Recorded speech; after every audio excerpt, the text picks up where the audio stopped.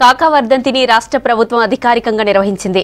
Tank బండ్పై ఉన్న కాకా విగ్రహానికి పూలమాలలు వేసి నివాళులు అర్పించారు పలువురు నేతలు, అభిమానులు. కాకా పేద ప్రజలకు చేసిన సేవలను గుర్తు చేసుకున్నారు. తెలంగాణ రాష్ట్ర సాధన కోసం చేసిన కృషిని తెలిపారు నాయకులు. కాకా కుటుంబ సభ్యులు నివాళులు అర్పించారు.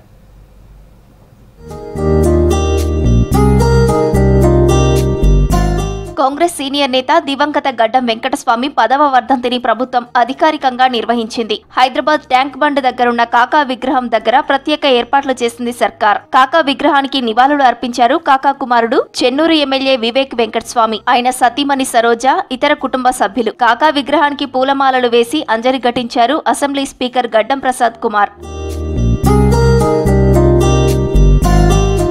దివంగత గడ్డం వెంకటస్వామికి ఘనంగా నివాళులర్పించారు అభిమానులు, నేతలు. రాష్ట్ర బీసీ సంక్షేమ శాఖ మంత్రి పొన్నం ప్రభాకర్ హైదరాబాద్ ట్యాంక్ బండ్ దగ్గర ఉన్న కాకా విగ్రహానికి పూలమాలలు వేసి అంజలి ఘటించారు. కాకాతో ఉన్న అనుబంధాన్ని గుర్తు చేసుకున్నారు. ఈ కార్యక్రమంలో చెన్నూరు ఎమ్మెల్యే వివేక్ వెంకటస్వామి, మాజీ మంత్రి శంకర్రావు, పలు పార్టీల నేతలు, దళిత సంఘాల లీడర్లు, కాకా అభిమానులు పాల్గొన్నారు.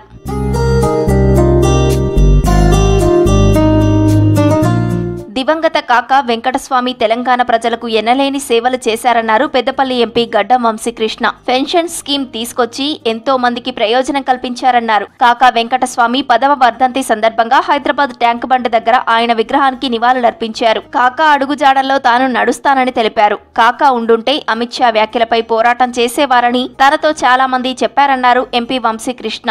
మీరు చూస్తున్నారు, ఇవాళ రేపు కూడా పరిస్థితులు బాలేవు. బీజేపీ పార్టీలో అమిత్ షా గారు ఎట్లా మాట్లాడుతున్నారు, అంబేద్కర్ గారి గురించి కానివ్వండి, దళితులని కించపరిచి మాట్లాడడం కానివ్వండి. నాకు ఢిల్లీలో కూడా చాలా మంది కాకా అభిమానులు ఫోన్ చేసి ఇప్పుడు కాకా ఈ సమయంలో ఉంటే ఖచ్చితంగా పెద్ద ర్యాలీ తీసి ధర్నా కూడా చేస్తుండే అమిత్ షా వ్యతిరేకంగా, ఇట్లాంటి మనుషుల వ్యతిరేకంగా ఖచ్చితంగా నువ్వు కూడా దళితుల కోసము నుంచొని ఆత్మ గౌరవం కోసము మాట్లాడాలని చెప్పి చాలామంది వెల్ విషర్స్ నాకు ఫోన్ చేసి చెప్పినారు. దాని ప్రకారమే కాకాని స్ఫూర్తిగా తీసుకొని పార్లమెంట్లో ధర్నాలు చేసినాము.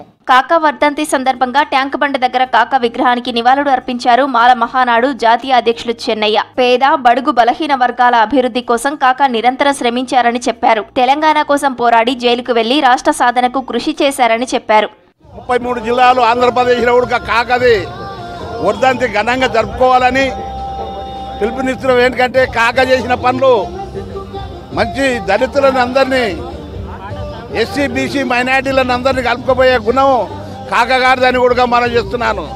ఆ రోజుల్లో తెలంగాణ కావాలని కొట్లాడిన రైపోలతోటి కూడా కొట్టించుకున్న ఘనత జైలుకు పోయిండు కాకా గారు.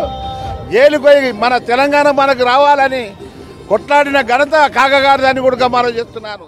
కాకా వెంకటస్వామి వర్ధంతి సందర్భంగా రంగారెడ్డి జిల్లా రాజేంద్రనగర్ లో దళిత సంఘాల నాయకులు నివాళులర్పించారు. ఎన్ఐఆర్డీ చౌరస్తా దగ్గర కాకా చిత్రపటానికి పూలమాలలు వేసి నివాళులర్పించారు దళిత నాయకులు. కాకా పేదల కోసం చేసిన సేవలను గుర్తు చేసుకున్నారు నాయకులు. ఈ కార్యక్రమంలో జయంతి ఉత్సవ కమిటీ చైర్మన్ నర్సింగ్రావు, మాజీ అధ్యక్షులు పంబల రాజు, అంబేద్కర్ సంఘం అధ్యక్షులు సంజీవ పాల్గొన్నారు.